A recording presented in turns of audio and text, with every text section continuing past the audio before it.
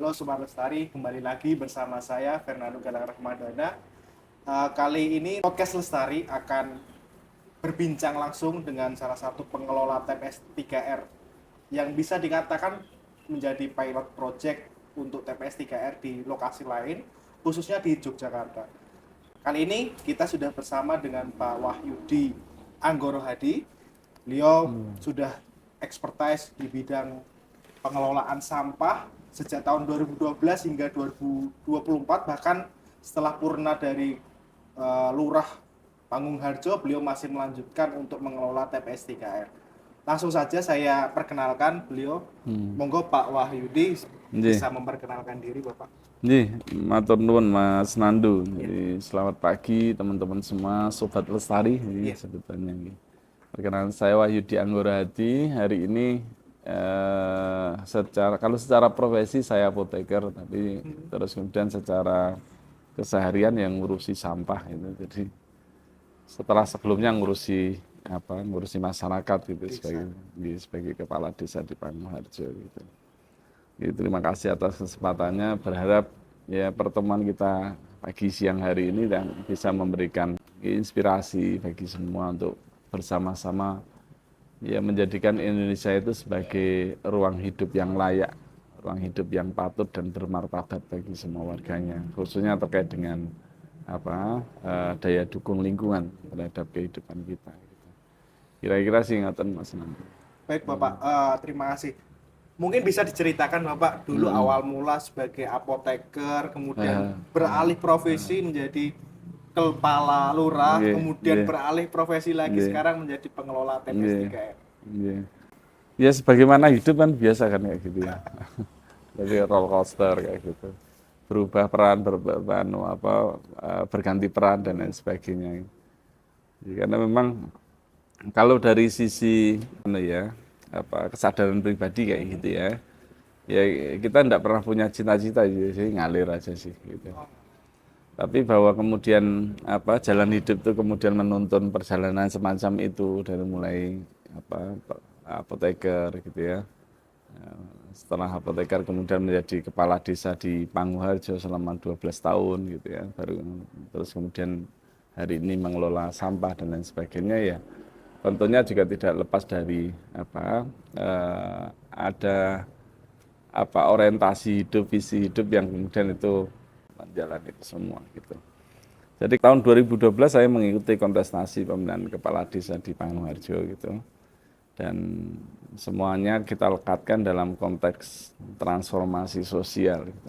Jadi sebelum masuk eh, Fakultas Farmasi itu 97 di awal-awal reformasi gitu. Atau reformasi malah belum belum lahir gitu ya, dan ikut ya membidani gitu ya, sedikit sedikit banyak paling tidak ikut demo lah. Waktu itu ikut demo untuk ikut dikeprok polisi dan lain sebagainya kayak gitu.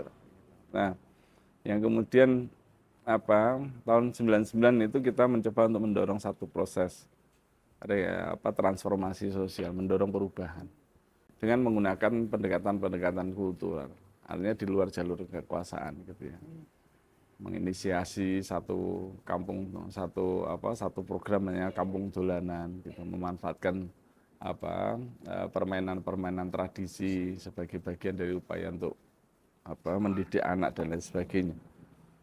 Nah, pengalaman mengelola Kampung Dolanan itu memberikan kesimpulan menarik. Ternyata untuk mendorong satu perubahan sosial butuh waktu yang panjang ya. Karena 99 kita inisiasi, tahun 2007 itu baru lahir komunitas itu. Butuh waktu 8 tahun. Hanya untuk sekedar membangun sebuah kesadaran kolektif bahwa kita punya sesuatu yang unik yang namanya dolanan gitu ya. Dan itu momentumnya bencana. Jadi di Jogja gempa tahun 2006. Gitu. Di mana kita tahu di dalam situasi kebencanaan kolektivitas lebih gampang dikelola gitu. Nah, waktu panjang dampaknya hanya kecil. Paling 1-2 RT seratusan keluarga yang kemudian menerima manfaat atas gagasan itu. Nah, tahun 2012 ketika ada kesempatan mengikuti kontestasi pemilihan kepala desa di Pangungharjo, ya udah ini kita letakkan sekalian dalam konteks rekayasa transformasi sosial tapi melalui pendekatan struktural gitu. Dan ternyata simpulannya jauh lebih cepat gitu. Jadi bagaimana kemudian karena kita punya otoritas untuk memaksa orang berubah ya. Hmm. Gitu. Bagaimana kemudian ya Pangguwarjo dalam 12 tahun terakhir berubah cepat kayak gitu. Itu karena ya ternyata kesimpulan kita mendorong proses transformasi sosial itu ya bisa kita dekati dengan apa? Dengan pengetahuan. Jadi mendorong perubahan menggunakan pengetahuan dan itu relatif lama. Bisa jadi butuh satu generasi untuk kemudian bisa mendorong perubahan itu. Atau melakukan pendekatan gerakan gitu ya. Kalau pendekatan gerakan, ya catatan kita ya butuh 1 atau 2 dekade untuk kemudian bisa merubah. Nah kalau pengen terjadi cepat, besok pagi juga berubah, itu pendekatannya adalah kebijakan. Gitu. Nah ketiga proses itu semuanya punya cukup eksperimentasi, punya cukup experience, yang kemudian dan pada masa menjadi kepala desa itu ketiga-tiga pendekatannya itu yang kemudian bisa kita gunakan secara berbareng. Dan itu ternyata jauh lebih cepat. Jadi tidak hanya kemudian apa perubahan itu terjadi secara otoritatif gitu ya, karena ada dorongan apa kekuasaan, kewenangan dan lain sebagainya, tapi juga mampu kemudian melahirkan apa membuka ruang-ruang partisipasi gitu, sehingga kemudian kolaborasi menjadikan desa itu kemudian menjadi apa arena demokratisasi baik ekonomi maupun apa demokratisasi politik lokal. Bahkan kemudian di akhir-akhir masa jabatan saya di mulai tahun 2022 itu kita coba eksperimentasi bagaimana mendorong perubahan itu menggunakan pendekatan pengetahuan. Gitu. Jadi tidak hanya pada level apa menjadikan desa sebagai arena, ya, arena perubahan, tapi kemudian gerakan yang lahir ataupun apa partisipasi yang lahir itu berangkat dari sebuah kesadaran, konsentrasi karena dia punya apa pengetahuan yang cukup. Sehingga di Pangguwarjo sejarah mungkin mencatat bahwa dia menjadi satu-satunya desa yang kemudian melahirkan 21 buku terkait dengan arah tatanan Indonesia baru dari desa, menyelenggarakan kongres kebudayaan desa dan lain sebagainya, termasuk terakhir itu kemarin setiap 35 hari sekali menerbitkan buku. Sampai sekarang itu. Ya, enggak tahu kalau sekarang Oh, ya karena kepala desanya sudah jadi selama Bapak menjabat Jadi, 35 hari sekali menerbitkan satu buku. menerbitkan satu buku sebagai upaya untuk mengaktualisasi kembali pengetahuan-pengetahuan warga desa. Karena salah satu catatan penting perjalanan sejarah kita hari ini sebagai warga negara Indonesia atau sebagai bangsa Indonesia bahwa ya hari ini kita hanya mewarisi tanah.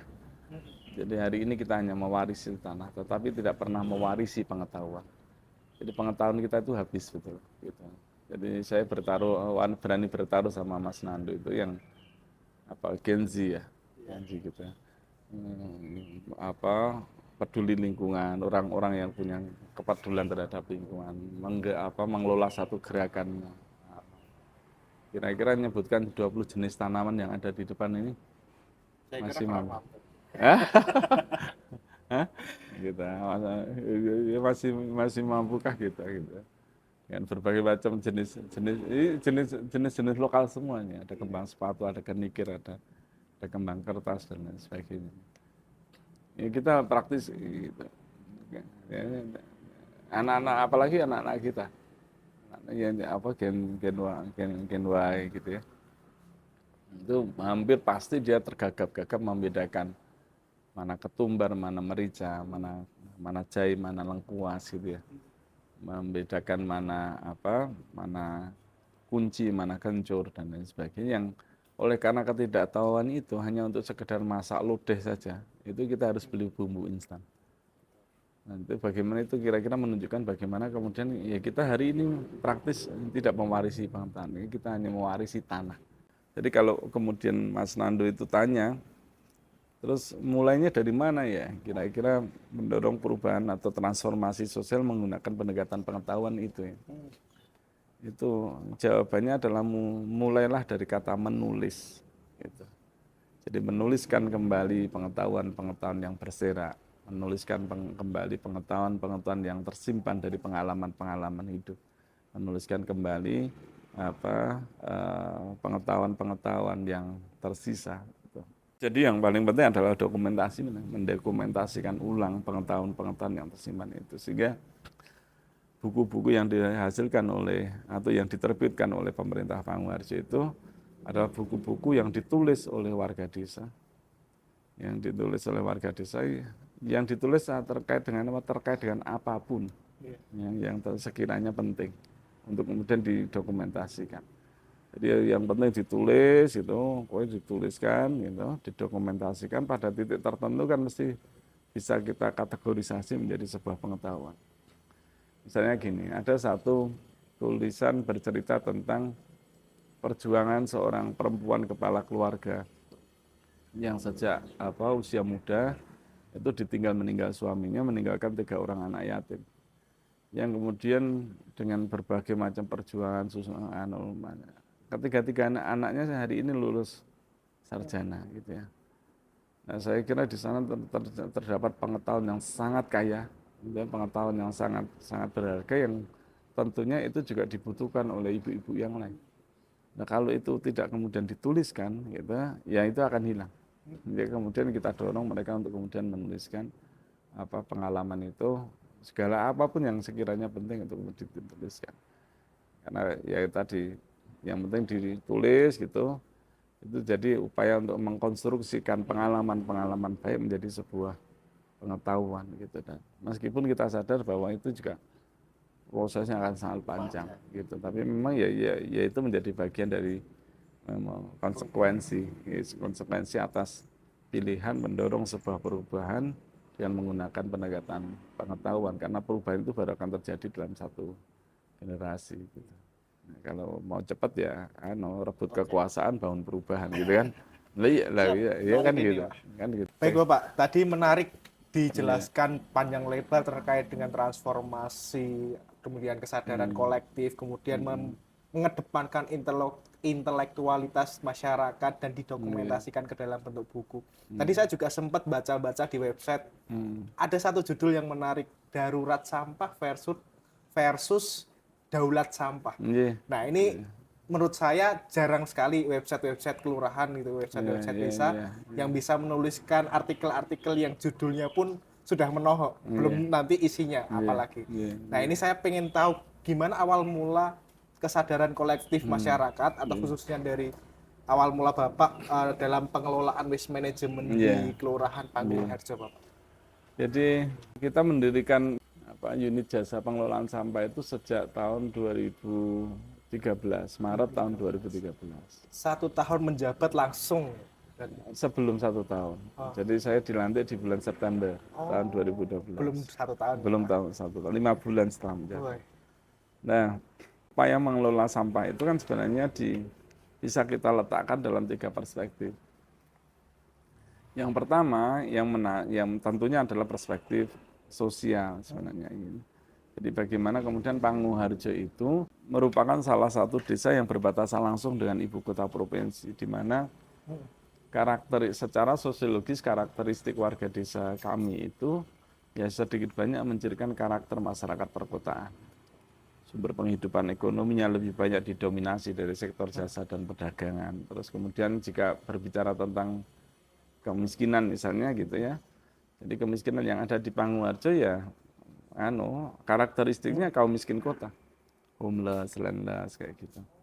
Termasuk kemudian persoalan terkait dengan menurunnya daya dukung lingkungan terkait dengan isu sampah, isu limbah maupun isu air bersih dan lain sebagainya. Artinya ketika kita mengurusi sampah atau menyelesaikan persoalan sampah, maka separuh dari persoalan masyarakat itu selesai. Itu ketika kita letakkan dari perspektif sosial. Artinya ini menjadi bagian dari upaya untuk menyelesaikan persoalan sosial yang dihadapi warga desa. Yang kedua, itu adalah kita letakkan dalam perspektif atau kita baca dari perspektif politik gitu. Jadi Pangungharjo itu dalam 6 tahun pertama 2012-2018 itu menitik beratnya memprioritaskan pembangunannya itu bertumpu pada bidang pemerintahan. mewujudkan tata kelola pemerintahan desa yang bersih dan lain sebagainya. Sehingga salah satu strateginya adalah reformasi birokrasi. Nah, ketika kita berbicara tentang reformasi birokrasi, maka hal yang paling substantif itu adalah merubah pola relasi antara warga negara dengan negara agar relasinya tidak hanya relasi administratif. Dengan cara apa? Dengan cara memperluas dimensi pelayanan publik. Sehingga pelayanan publik tidak hanya ngurusi administrasi publik, tetapi juga ngurusi barang dan jasa publik.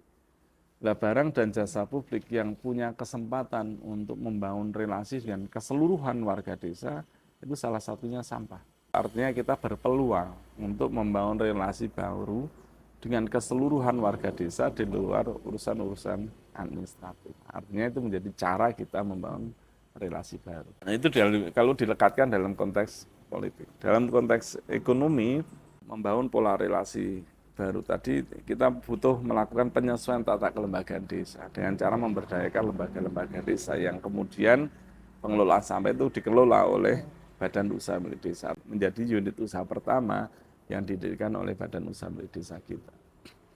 Nah, dalam mengelola BUMDes itu ada satu persoalan yang krusial gitu, bahwa kita tidak bisa melakukan standarisasi input.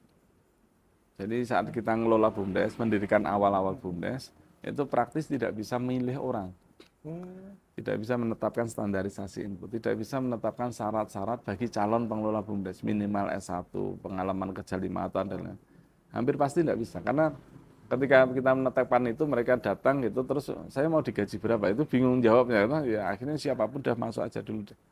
Siapapun yang sekiranya pengen bantu, masuk aja dulu. Sehingga kemudian kita ngelola sumber daya manusia yang macam-macam. Ada yang tidak punya pengalaman, tidak punya pengetahuan yang cukup, dan lain sebagainya. Yang tentunya ini sangat beresiko bagi keberlanjutan usaha. Sehingga kemudian kita cari kira-kira usaha apa yang punya resiko paling rendah. Ketemulah sampah. Gitu kan? Sampah itu tidak butuh modal yang banyak, tidak butuh teknologi yang tinggi, tidak butuh keahlian khusus. Seorang pemulung itu tanpa dia tidak punya ketiga ini itu bisa hidup dari ngurusi sampah. Artinya ini sangat cocok sebagai media belajar bagaimana mengelola sebuah usaha bagi pelaku usaha baru. Nah, ketemulah makanya kemudian sampah itu jadi usaha yang kita kelola karena dia relatif ideal gitu ya, relatif ideal, bisa kita pandang dari perspektif politik sebagai cara baru untuk membangun relasi dengan warga desa. Dari perspektif sosial ini karena ya kondisi aktualnya bahwa ini persoalan kita hari ini. Yang kemudian ada sumber daya ekonomi yang itu juga bisa dikelola dengan memanfaatkan sumber daya lokal ya, yang belum cukup punya pengalaman. Gitu. Nah, sehingga dalam perjalanannya gitu, ngelola sampah di Pangguharjo juga kita gunakan dalam rangka untuk melakukan eksperimentasi kebijakan. Satu catatan penting kita bahwa persoalan sampah itu tidak bisa sepenuhnya diserahkan oleh swasta. Karena ada unsur kepublikan di mana negara harus hadir. Gitu ya. Jadi beberapa menggunakan pendekatan swasta murni di hilir, misalnya kota Surabaya. Ya, kerjasama dengan skema KPB itu kan seolah-olah menyerahkan infrastruktur urusan hilirnya kepada swasta. Gitu. Ya, pendekatan yang dilakukan oleh pemerintah Kota Solo misalnya dengan PLTU Cempo yang dikelola oleh PP dan kerjasama dengan PLN itu adalah private sector kayak gitu. Itu catatan itu tidak akan selesai, karena ada unsur kepublikan di mana negara sebenarnya harus hadir. Bahkan yang harus utama hadir harusnya negara. Prime-movernya ada di sana. Nah, karena kalau kita baca berdasarkan rantai nilainya, jadi urusan sampah itu ada hulu, tengah, dan hilir.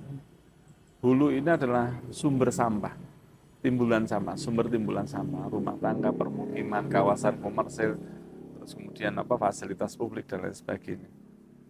Nah, tengah itu pengangkutan sampah, hilir itu pemanfaatan sampah. Persoalan kita itu ada di hulu dan di hilir. Di hulu, pertumbuhan sampah kita itu eksponensial.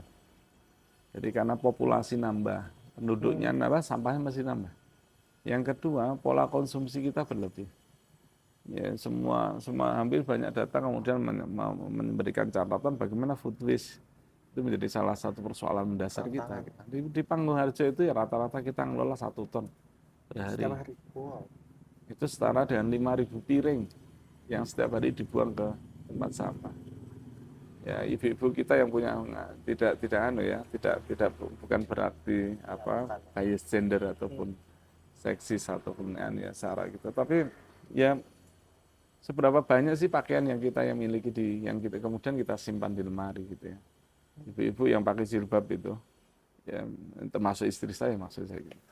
Itu jilbabnya lebih bisa jadi lebih dari 15. Setiap kali acara ganti jilbab ganti kayak gitu kan. Ya itu bagaimana kemudian gambarkan diri kita maupun masyarakat kita itu ya. Baik, Ya berarti konsumnya konsumsinya anu. Yang ketiga kan kesadaran kita rendah. baik, artinya berarti TPS 3R ini bermula dari ide kolektif bersama ya Pak. Tadi Iya, awal mula dibentuk BUMDes, kemudian masyarakat berkumpul di satu wadah, betul. kemudian mereka mencetuskan bersama-sama ide untuk membuat TPS 3R ini. Iya, jadi ada kejadian menarik sebenarnya. Jadi tempat yang kemudian hari ini kita gunakan itu adalah dulunya adalah tempat pembuangan sampah liar. Ah, 2012 awal akhir saya bongkar, saya datangkan alat berat gitu. Selang 3 bulan penuh lagi. Nah, makanya jengkel kan. Ya udah tempat ini sekalian jadi tempat pengelolaan sampah aja deh. Meskipun sebenarnya tempat itu dekat dengan SD, dekat dengan masjid, dekat dengan perumahan gitu ya. Tapi karena ya itu yang kemudian apa ya kita harus menyampaikan kepada teman-teman pengelola ini kita harus menetapkan standar tinggi karena ini berdekatan dengan apa dengan fasilitas publik yang tentunya mereka butuh kenyamanan butuh apa. kemudian di awal tantangannya seperti apa Pak? Dari pemerintah desa memperkenalkan ke masyarakat desa ini ada TPS 3R, kemudian pasti akan melibatkan masyarakat desa. Nah itu cara komunikasi dan tantangannya ke masyarakat. Ya ketika kemudian kita putuskan tempat ini sebagai tempat pengelolaan sampah gitu ya. Masyarakat nolak. Ya enggak mau Pak, tempat ini jadi tempat sampah dan lain sebagainya. Padahal existingnya adalah tempat pembuangan sampah. Dulunya liar. Tapi... Ya. Nah, kita tanyakan, ini sampah siapa? Sampah kita Pak. Ya udah sekarang cari aja kepala desa mana yang mau ngurusi sampahnya jenengan, mau ngurusi pampersnya anak jenengan, mau ngurusi ya pembalut istrinya jenengan gitu. Kita itu sebagai pemerintah gitu ya, itu sudah ngasor ke awak itu merendahkan diri serendah-rendahnya. Sampai popok anakmu saja diurusi di mana kamu sendiri tidak mau ngurusin gitu kan. Masa kayak gitu tidak percaya kita. Akhirnya ya udah.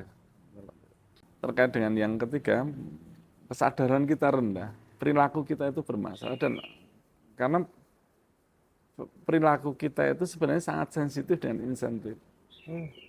Dan insentifnya berubah, perilakunya berubah. Dan yang punya mekanisme menggunakan skema insentif dan disinsentif itu hanya pemerintah. Kalau swasta kan panis dan rewarding itu juga bukan kewenangannya. Yang punya kewenangan untuk kemudian memberikan atau menjalankan skema insentif dan disinsentif hanya pemerintah. Di samping fungsi regulasi, fasilitasi, insentif. Nah, salah satu yang kemudian kita eksperimentasikan, maka dalam perjalanannya di Panggung Harjo itu, untuk mengelola dinamika masyarakat itu, kita melakukan eksperimentasi kebijakan. Melahirkan ada 5 model bisnis yang kemudian itu kita sesuaikan dengan apa respon dinamika yang ada di masyarakat. Yang terakhir itu berangkat dari kesadaran atas rantai nilai itu, maka simpulan kita ini yang bermasalah adalah terkait dengan desain tata kelolanya, terkait dengan sistemnya. Jadi tadi karena perilaku kita itu sangat sensitif dengan insentifnya berubah, perilakunya berubah. Jadi perilaku kita hari ini itu seketika berubah. Seketika berubah di satu tempat yang jaraknya tidak lebih dari 3 jam dari tempat ini kok. Kita masuk ke Singapura, itu langsung berubah. Tidak nunggu waktu. Masuk langsung berubah. Yang biasa buang sampah sembarangan, di sana tidak berani buang sampah sembarangan. Yang di sini buang sampah tercampur, di sana mesti tidak berani buang sampah per jam harus terbit. Tetapi juga demikian gitu, warga negara Singapura itu nyebrang dikit ke Batam itu juga langsung berubah, Perilakunya berubah. berubah kan? Iya, betul. Yang biasa tertib jadi tidak tertib, yang biasa disiplin jadi tidak disiplin. Artinya ini bukan masalah culture, ini adalah masalah sistem. Yang kemudian juga dikuatkan bahwa persoalan sampah yang dihadapi oleh Jogja juga dihadapi oleh hampir semua wilayah di Indonesia. Tidak hanya kota besar, tapi di kota kecil, tidak hanya Jawa juga, tapi di luar Jawa. Sehingga kemudian ini ada persoalan terkait dengan tata kelola sampah secara nasional sebenarnya. Ya, ada desain sistem ya tata kelola lah ya, governance. Jadi tata kelola persampahan yang bermasalah. Sehingga selama kita menjadi kepala desa ini menjadi bagian penting dari upaya untuk mencari melakukan eksperimentasi kebijakan tadi. Nah, ketemunya itu ternyata saat kemudian kita menetapkan kebijakan tarif layanan yang progresif. Jadi kalau keluarga menghasilkan sampah banyak, dia harus membayar lebih. Karena Undang-Undang 18 tahun 8 itu secara tegas bahwa urusan sampah itu urusan privat, kok. Setiap orang wajib mengelola sampah, ini urusan privat. Sehingga kalau dia menghasilkan sampah banyak, maka dia harus tanggung jawab yang lebih banyak kan? Gitu, karena itu menjadi bagian dari tanggung jawab pribadi dia, tanggung jawab yang melekat. Ya, kalau sehingga yang menghasilkan sampah banyak dia harus membayar lebih. Sehingga kemudian setiap kali pengambilan kita timbang, kan itu. Nah, setiap pengambilan kita timbang. Nah, yang disebut sampah itu adalah ketika campur. Jadi ketika organik campur dengan sisa makanan, campur dengan diapers, campur dengan plastik, campur dengan kain, campur dengan kertas dalam satu wadah namanya sampah. Tapi kalau itu terpilah, dia adalah komoditas. Sehingga kalau yang keluar dari rumah tangga berupa campuran, maka semuanya akan kita anggap sebagai sampah. Semuanya ditimbang, semuanya akan kemudian dijadikan sebagai dasar penetapan retribusi. Nah, kalau yang keluar dari rumah tangga itu adalah berupa pilahan, maka organik diangkut secara gratis. Ini sebagai bagian dari insentif. Gitu. Yang bernilai jual dibeli sesuai dengan jenisnya. Terus yang dijadikan sebagai dasar penetapan retribusi adalah yang residu yang jumlahnya itu ya paling kisaran 30%. Artinya kalau dia milah, dia berpotensi hanya membayar sepertiganya. Bahkan dia berpotensi memperoleh pendapatan lebih dari hasil penjualan atas material daur ulang yang dihasilkan. Sehingga pilihannya waktu itu di Panguraja hanya dua, bayar mahal atau milah. Kenapa milah dan dapat insentif? Iya, artinya kalau bayar mahal karena dia dapat disinsentif, dia melakukan pemilahan maka dia dapat insentif. Nah, kenapa pemilahan penting? Karena pemilahan itu menjadi aktivitas kunci. Ini aktivitas kunci sebelum pemanfaatan. Secanggih apapun peralatan, teknologi, gitu ya, itu aktivitas kuncinya adalah milah. Kita hanya bisa memanfaatkan sampah saat kemudian dia terpilah sesuai dengan jenisnya. Nah, artinya pemilahan itu yang kemudian merubah definisi. Gitu. Yang merubah definisi yang awalnya sampah menjadi komoditas. Kalau campur namanya sampah, kalau terpilah namanya komoditas. Kan gitu. Nah, itu yang kemudian kita uji cobakan. Dan ternyata ya berhasil. Gitu ya pilihannya dia menjadi fair kan. Baik, berarti konsep yang tadi sampah dan komoditas itu pure dari Panggung Harjo, Pak? Jadi definisinya kayak gitu, Pak. Oke. Kalau untuk pembeda lain selain tadi komoditas versus sampah, pembeda lain atau hal unik lainnya dari TPS 3R Panggung Harjo? Penetapan tarif layanan yang progresif. Oke, penetapan tarif yang progresif. Itu bagaimana, Pak? Jadi setiap ngambil sampah kita timbang. Oke. Semakin banyak sampah yang dihasilkan oleh rumah tangga, dia harus membayar lebih banyak. Oke. Daripada keluarga yang artinya dia itu kan sebenarnya kan penetapan tarif layanan yang progresif itu adalah upaya untuk gitu ya, satu menjalankan prinsip reduce, mengurangi. Jadi memberikan apresiasi bagi yang sudah berhasil mengelola sampah sendiri kan gitu. Yang tidak berhasil ya kamu harus bertanggung jawab tuh, gitu kan satu. Yang kedua itu juga menjadi instrumen untuk menerapkan konsep recycling maupun reuse dengan mendorong pemilahan gitu ya. Jadi yang sebenarnya yang kita lakukan itu kan gini, menggeser aktivitas pemilahan yang dulunya ada di TPS 3R, yang dulunya ada di TPA digeser ke rumah tangga. Oh. Kan? Berarti diawali dengan rumah ya. Rumah. Jadi memilah sejak dari rumah. Jadi pilihannya tadi, kalau dia milah, dia dapat insentif. Mendorong agar orang lebih banyak yang memilah, kan gitu. Kalau dia tidak mau memilah, ya dia harus bertanggung jawab lebih, kan gitu. Sehingga pilihannya ya dua, kamu mau milah atau mau bayar lebih, gitu. Agar kalau kenapa harus bayar lebih? Karena dia harus menanggung semua biaya yang dibutuhkan untuk mengangkut, untuk milah, untuk ngolah maupun untuk memusnahkan, kan gitu. Eksperimentasi kebijakan yang coba cari referensi, belum ada satu pemerintah pun yang kemudian secara serius itu menjadikan atau menyadari bahwa perilaku kita itu sangat sensitif dengan insentif, dan insentif itulah yang kemudian insentif itu yang harusnya menjadi instrumen kebijakan dalam rangka untuk mendorong perubahan perilaku. Karena ini pertumbuhan kita itu eksponensial. Dari tiga sebab tadi, populasi nambah, pola konsumsinya berlebih, kesadarannya rendah, yang relatif tidak problematis hanya kesadaran. Populasi tidak mungkin ditekan. Ditekan masa depan Indonesia kayak Jepang, kayak Korea, kan depopulasi. Konsumsi juga tidak bisa ditekan banget tuh. Kalau ditekan ya pertumbuhan ekonominya akan berpengaruh toh gitu. Sehingga yang relatif tidak punya problem untuk kemudian diintervensi hanyalah perilakunya. Sehingga salah satu simpulan kita hari ini melihat situasi kedaruratan sampah di Indonesia, satu ini bahwa kita itu praktis hari ini tidak punya pilihan lain sebenarnya kecuali berubah perilakunya.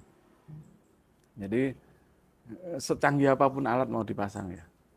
Karena kecepatan pertumbuhan ini, jadi situasi di hulu itu berkesebalian dengan situasi hilir. Hilir ini pertumbuhannya malah minus. Karena sebagian besar open dumping, sebagian besar sanitary landfill, seberapa luas lahan yang mau disiapkan, seberapa cepat kecepatan untuk menyiapkan lahan itu, kalaupun itu ada teknologi, seberapa kuat, seberapa cepat kemudian teknologi itu kemudian akan di-adjust gitu ya. Itu yang sehingga ini tidak bisa pernah ngikutin pertumbuhan yang di hulu. Situasi ini mirip dengan situasi transportasi kita hari ini. Pertumbuhan jumlah kendaraan itu tidak diikuti dengan pertumbuhan panjang jalan. Itu mirip situasi dengan sampah. Jadi sehingga situasi kedaruratan sampah ini sebenarnya harus dijadikan sebagai turning point. Setidaknya untuk dua hal. Yang pertama itu adalah harus digunakan untuk mendesain ulang tata kelola sampah. Pemerintah harus mengakui gitu. Tidak boleh lagi denial. Gitu kan, harus mengakui bahwa ada sesuatu yang salah dengan tata kelola sampah kita, sehingga semua wilayah, semua tempat berada dalam situasi semacam ini. Satu. Yang kedua, ini harus menjadi turning point, menjadi titik balik dalam rangka untuk merubah perilaku, mendorong lahirnya sebuah perilaku baru yang jauh lebih bertanggung jawab, jauh lebih mandiri, jauh lebih berkelanjutan gitu. Jadi satu sisi ke arah hadapnya kepada pemerintah, satu sisi arah hadapnya kepada masyarakat gitu. Kira-kira kayak gitu. Oke, baik. Luar biasa sekali TPS 3R yang ada di Panggung-Harjo, Pak. Mungkin nanti ketika kita publish video ini, beberapa TPS di daerah lain mungkin akan tertarik untuk meniru dengan apa konsep yang diterapkan Panggung-Harjo. Nah, mungkin Bapak boleh ceritakan, Pak, kira-kira langkah-langkah seperti apa ketika dari daerah lain pengen meniru konsep dari TPS 3R di Panggung-Harjo. Aja buka websitenya, hubungi kita gitu. Jadi sesederhana itu. Sesederhana. Kalau sejauh ini sudah ada yang sering menghubungi 2024 itu ada 13-an ribu. 13.000 tamu yang berkunjung ke Panggung-Harjo gitu ya, dari berbagai macam. Ada dari ratusan kalau grup gitu ya. Saya tidak hafal gitu, tapi rata-rata kayak gitulah per tahun. Itu yang belajar tentang ya Panggung-Harjo, tentang pengelolaan sampah, tentang pengelolaan badan usaha milik desa, tentang desa anti korupsi, karena kebetulan Panggung-Harjo ditetapkan sebagai desa anti korupsi pertama di Indonesia. Terus kemudian dengan berbagai macam dengan predikatnya. Itu yang kemudian menjadikan Panggung Harjo menjadi salah satu rujukan. Gitu. Bahkan kemudian Prof Mahfud MD pada debat wakil presiden kemarin itu kan nyebut di Panggung Harjo ada satu desa yang namanya Desa Panggung Harjo kayak gitu. Itu desa kita. Kemudian mimpi besar Bapak untuk TPS 3R di Panggung Harjo ini seperti apa Pak ke depan? Jadi, kalau hari ini kan pengelolaan TPS 3R itu dikelola oleh swasta murni. Gitu. Jadi karena kepala desa yang baru itu tidak kemudian melikuidasi unit usaha pengelolaan sampah sehingga tidak lagi dikelola oleh BUMDes gitu ya. Nah, atas pertimbangan itu di Desember di awal tahun 2025 ya udah karena di sana ada menjadi sumber penghidupan ekonomi bagi sebagian masyarakat yang berasal dari kelompok rentan. Jadi kita itu ngelola tenaga kerja kita ada yang statusnya anak jalanan, ada yang UDGJ, ada 2 orang UDGJ. Anak-anak jalanan yang sudah 6-7 tahun tinggal di sana, kita siapkan mes dan lain sebagainya. Jadi kalau itu usaha ini kita ditutup oleh desa, tidak lagi dikelola oleh BUMDes, tentunya ya akan ada banyak hal yang terdampak gitu ya. Tidak hanya mangkraknya aset atau tidak, sehingga kemudian ya udah kita lanjutkan di inisiasi itu, kita mendirikan satu perseroan, sehingga hari ini mungkin cara kerjanya ya cara kerja swasta, bukan tidak lagi cara kerja negara gitu ya. Sehingga kalau menjawab pertanyaannya Mas Nando tadi, visi besarnya apa? Visi besarnya pindah ke kawasan industri tahun depan gitu kan. Wow. Artinya ya memang ya bagaimanapun gitu, cara kerja ya kita swasta dituntut untuk kemudian ya berperilaku sebagaimana swasta seharusnya gitu ya. Di mana pertumbuhan profit itu harus dijaga gitu ya. Kemudian juga harus secara organisasi itu juga harus firm gitu ya. Itu yang menjadi orientasi. Kalau dulu kan cara kerjanya cara kerja negara gitu ya, bagaimana kemudian itu menjadi bagian dari alat politik untuk mendidik warga desa, untuk mendorong perubahan perilaku, untuk menciptakan lingkungan yang bersih, yang sehat dan lain sebagainya. Sekarang sudah bertransformasi menjadi. Iya, meskipun itu mesti tetap ada gitu ya, tapi tentunya porsinya akan berbeda gitu dan ya perwajahannya akan berubah mesti akan berubah dalam lambat laun akan berubah gitu. Terima kasih. Mungkin terakhir dari Bapak ada pesan atau untuk para generasi muda khususnya terkait dengan permasalahan sampah yang ada di Indonesia khususnya Yogyakarta. Jadi karena kita hanya punya satu bumi, ya, jadi maka kelola sampah kita untuk masa depan anak cucu kita. Kita tidak punya bumi lain. Lah gimana? Kita hanya punya satu bumi, tidak ada pilihan bagi kita untuk kemudian merawat bumi dengan sebaik-baiknya karena kita tidak mungkin pindah. Itu kan impian-impian orang halu ya kan, bisa hidup di Mars, bisa hidup di bulan, kan orang halu ya. Faktanya bahwa kemudian ya sampai kemudian kita kiamat itu ya kita hanya punya satu bumi. Di mana kemudian kita hidup di sini, satu-satunya ruang hidup kita ya di bumi ini. Sehingga ya kita sedikit apapun gitu ya, seberapapun besar peran kita dalam rangka untuk menjaga bumi, melestarikan bumi, menjadikan bumi sebagai ruang hidup yang layak, yang patut dan bermartabat, itu harus senantiasa kita perjuangkan. Gitu. Jadi karena kita hanya punya satu bumi, kelola sampah kita untuk masa depan anak cucu kita. Baik, luar biasa sekali. Terima kasih Pak Wahyudi atas waktu dan ilmunya yang telah dibagikan ke kami semua. Semoga apa yang disampaikan nanti bisa menular ke daerah-daerah lain sehingga muncul TPS 3R seperti Panggung Harjo di daerah-daerah yang lainnya. Terima kasih banyak Pak. Sami-sami Mas Nando nggih, matur nuwun ngapunten. Terima kasih kawan Lestari, sampai jumpa di podcast berikutnya.